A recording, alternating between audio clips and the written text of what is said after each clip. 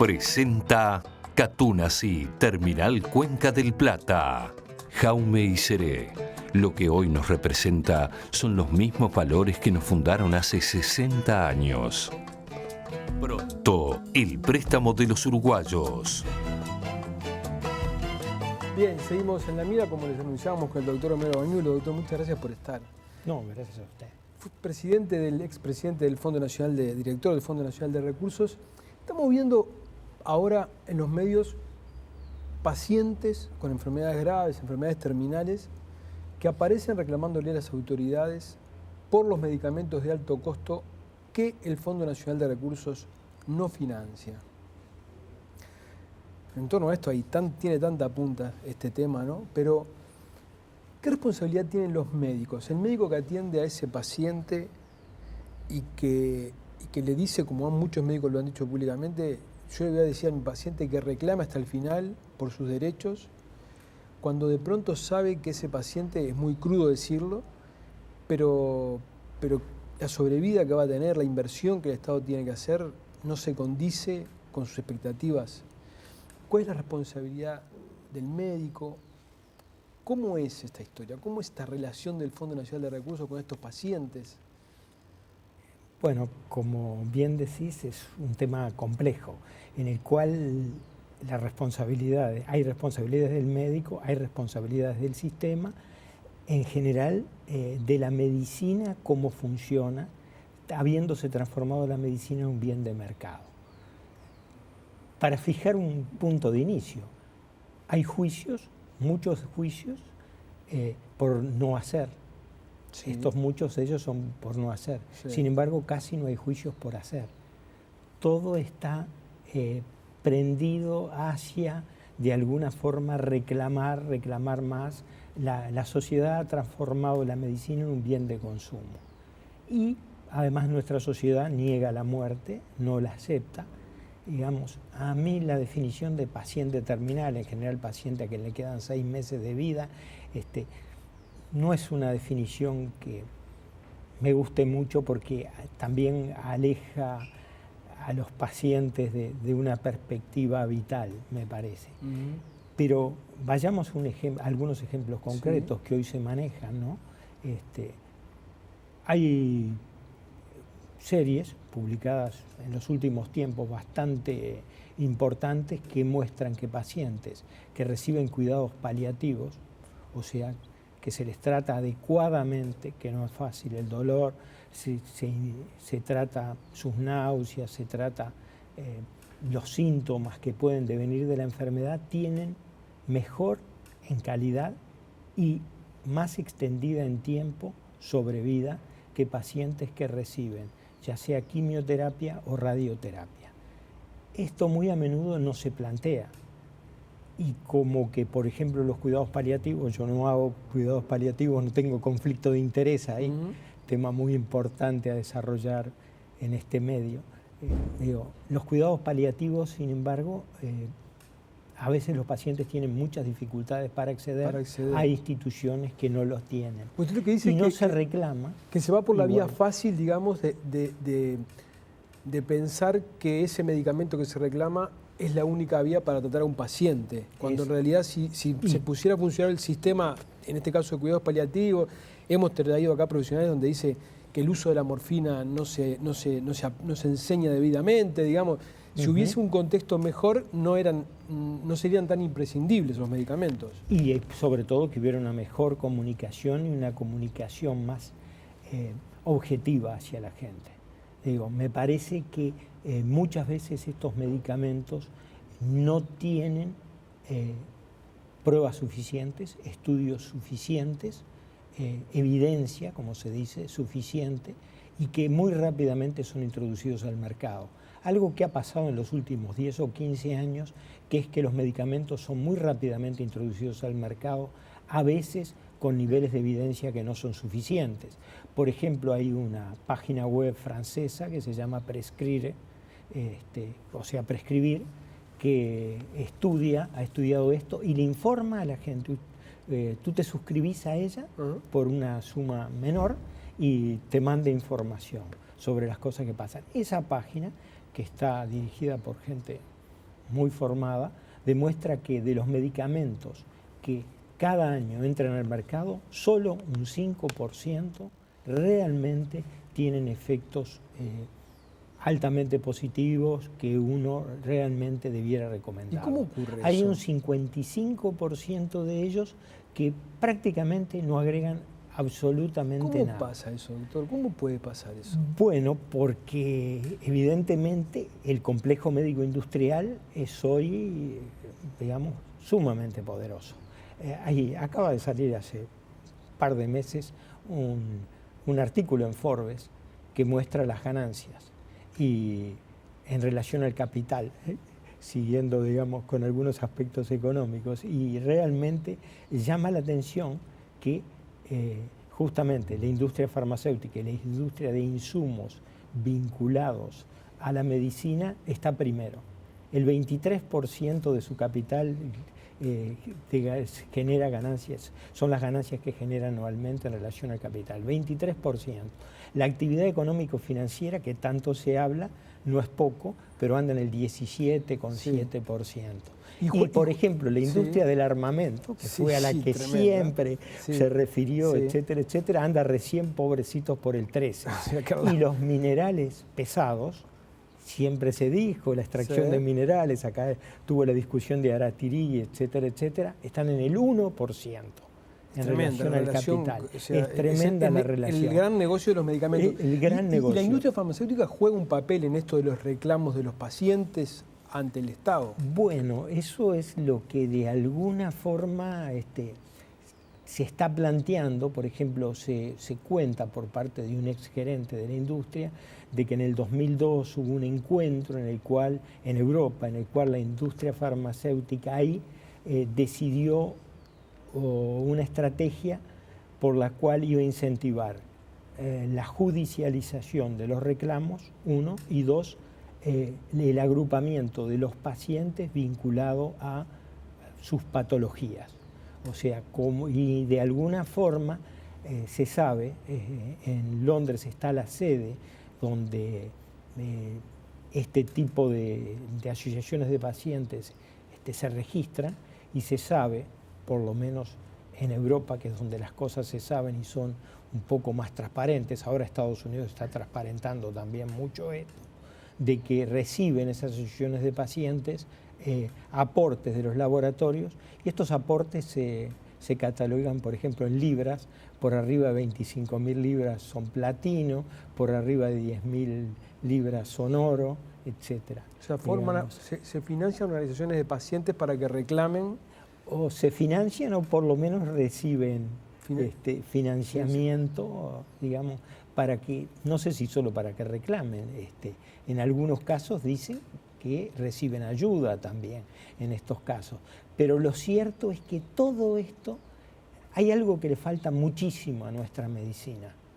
A otras probablemente también, pero otras están avanzando. A la nuestra le falta muchísimo, que es la declaración de conflicto de interés. Conocer cada persona de los que está actuando en esto, qué vínculos tiene. Por ejemplo, en lo que son las guías clínicas, hoy el tratamiento de las enfermedades muy a menudo sigue protocolos y guías clínicas.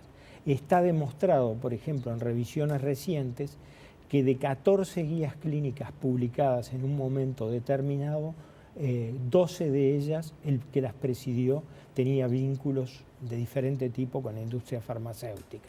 Y el 75% de los integrantes de esas guías clínicas, de alguna forma habían recibido aportes vinculados a la industria farmacéutica. A veces son pocos los expertos en algunos campos y hay que recurrir a ellos. Pero lo que es muy bueno es que los médicos que van a aplicar esas guías clínicas estén en conocimientos que algunas de estas personas pueden tener conflictos de interés muy importantes.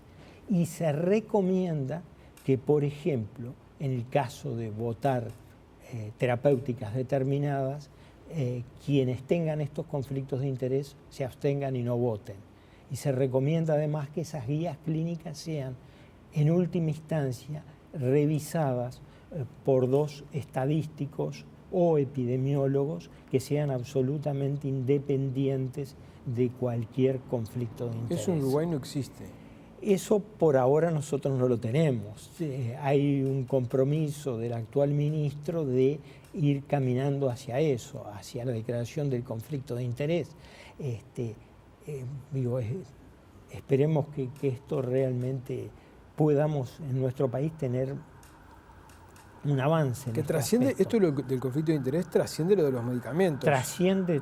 Tiene que ver también con las empresas privadas, CTI privados, médicos que trabajan en el ámbito público y tienen CTI privados. Inclusive diríamos que trasciende la medicina, porque por ejemplo hay otras situaciones en las cuales puede haber conflictos de interés importantes. Por ejemplo, claramente en la abogacía pueden haber conflictos de interés. Los medios, la prensa puede tener conflictos de interés. Cuando informa sobre adelantos terapéuticos, a veces, muy a menudo, informa más de adelantos terapéuticos vinculados a algún avisador que tiene. Entonces es bueno que todas estas cosas, el público sea educado en ellas y las tenga meridianamente claras. Sería muy interesante, por ejemplo, que ciertas organizaciones que pueden ser controladas por el Ministerio de Educación y Cultura, se conociera los aportes que reciben mediante los cuales actúan, o sea, cómo se financian. Y el Ministerio de Educación y Cultura podría tener acceso a eso, como podría tenerlo eventualmente otras oficinas estatales respecto a eso. Cuando se habla de... Porque todos esos argumentos que usted está dando son de un enorme peso, ¿verdad? Pero ante la imagen de una persona enferma diciendo yo quiero ese medicamento porque me va a dar 1 mes o 2 meses más de vida, es una imagen con muchísimo peso, digamos, ¿no? Sin duda. Para cualquier autoridad, para cualquier persona. Por eso es que hay que decidir antes. Hay que fijar las pautas antes y no transgredirlas con ningún nombre en especial o ninguna situación en especial. Usted tiene que tener definido antes, lo más estrictamente posible, quién va a recibirlo y quién no va a recibirlo. Evitar discutir sobre la persona en concreto, porque eso es realmente extremadamente doloroso. Ahora, también llama la atención cómo la prensa, muy a menudo, me refiero fundamentalmente a la prensa escrita, aunque a veces también la televisión, toma un caso, toma un paciente, hace el reclamo y no se sabe qué pasó después con ese paciente. Hubo un caso muy famoso en su momento que en una primera instancia se le negó la medicación y después, a pesar del fallo judicial, se le aportó la medicación. Y a esa persona se le había negado la medicación porque se había dicho que en su situación la medicación reclamada no iba a tener efecto. Y la persona falleció a los meses exactos en los cuales se pronosticaba sin la medicación. O sea que la medicación en ese caso fue absolutamente ineficaz y yo no sé inclusive si no le generó peores condiciones de calidad. Es interesante eso que usted dice, de que la prensa siga las historias una vez que las pone, una vez que pone una historia particular, que la siga. Porque muy a menudo solo muestran a alguno que dice a mí me hizo muy bien. Está bien. Y lo que no podemos saber si a mí me hizo muy bien, si esa no hubiera sido el decurso natural de su enfermedad. Eso es más difícil de saber, ¿no? Eso es lo que, por eso es que hay que tener estudios y los estudios tienen que tener números suficientes. Estudios randomizados, prospectivos, doble ciego, con números suficientes y que no tengan sesgos. Porque lo que hemos visto, sesgos son de alguna manera las desviaciones que puede uno obtener. Por ejemplo, trato de ser claro en explicarle uno. Sí. Sobrevida a 5 años. Te iba a preguntar eso. Sobrevida a 5 años. ¿Qué es sobrevida a 5 años? Sobrevida a 5 años es un sesgo de por sí. Porque si usted hace el diagnóstico antes, usted hace el diagnóstico en una etapa más temprana de la enfermedad, va a sobrevivir 5 años que si lo hace más tarde. Pero ¿cuándo importa? A la edad que falleció.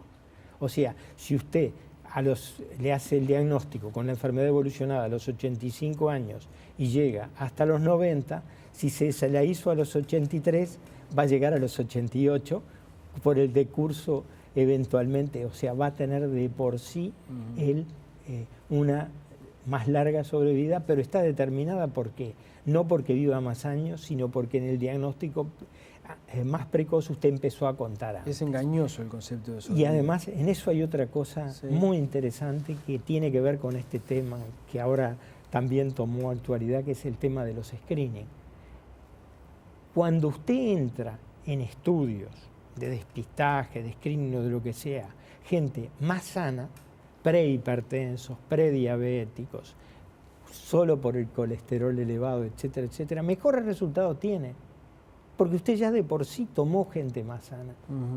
¿Entiende? Sí. Entonces es muy fácil a veces en los estudios manipular. Sí, claro. Y los médicos muy a menudo no estamos formados para reconocer estos errores que tienen algunos estudios.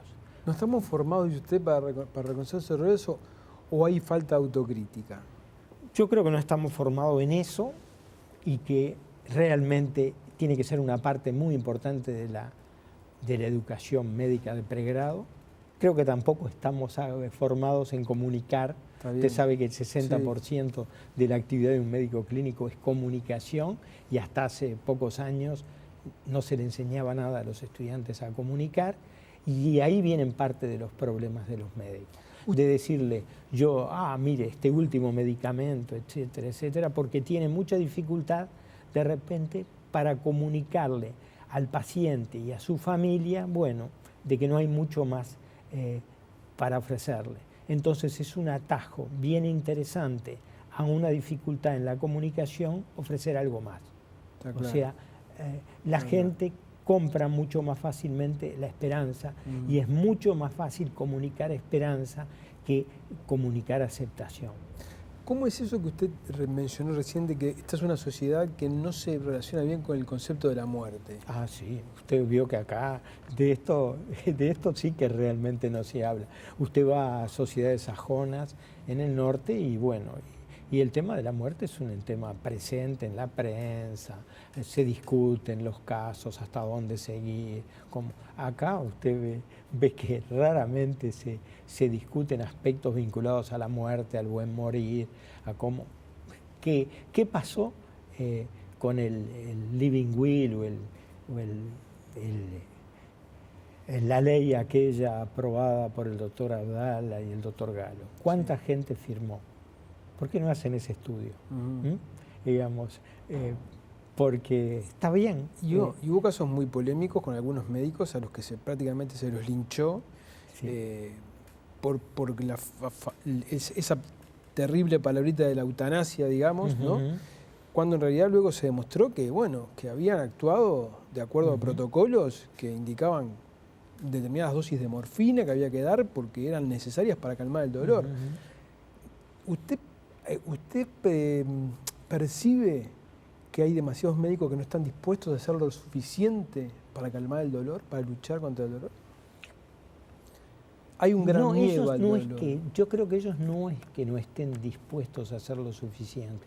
Creo que en general la utilización de la morfina no es algo en lo cual se insista lo suficiente, su valor terapéutico, un medicamento, y ahí está de nuevo, entramos en las reglas de mercado. La morfina sale pintenes, digo, es realmente de los medicamentos bien baratos, y los medicamentos baratos en los cuales hay poca ganancia, hay muy poca promoción, hay muy poca promoción, y cuando hay muy poca promoción, ahí seguimos, y entonces usted ve, por ejemplo, hace poco me relataban de un paciente en el cual se estaban utilizando parches de muy alto costo y lo vio alguna persona bien entrenada en cuidados paliativos y pasó a hacerle morfina subcutánea 3 veces por día y el enfermo ha vuelto a deambular, a convivir. ¿Usted piensa etcétera, usted cree que en esta cuestión de la morfina, más allá de que es un desconocimiento y una falta de formación, también puede haber una cuestión económica? En general, en todos los medicamentos que son de muy bajo costo, no hay un gran incentivo. Inclusive medicamentos de muy bajo costo han sido retirados del mercado, aunque a veces tenían una utilidad demostrada. digamos, estamos viviendo en una medicina de mercado.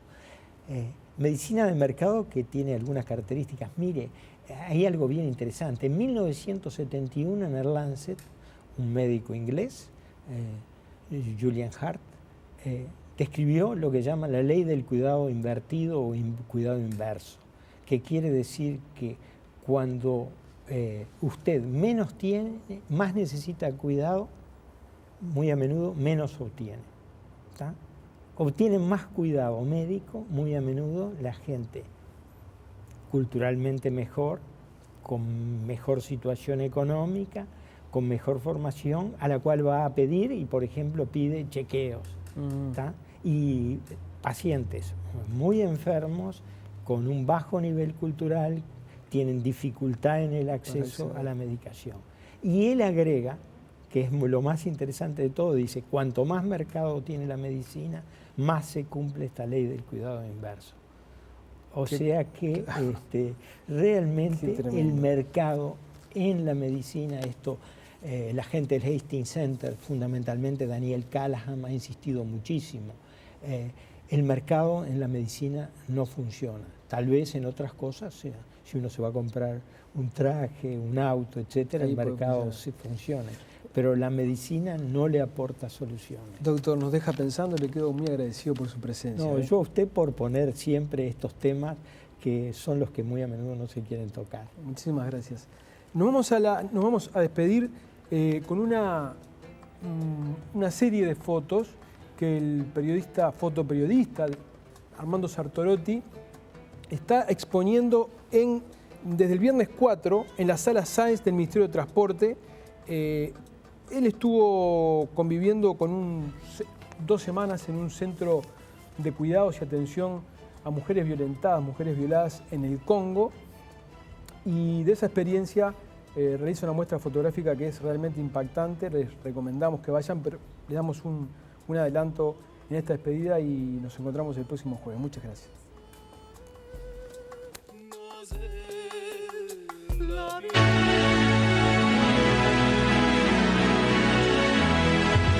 Così sì che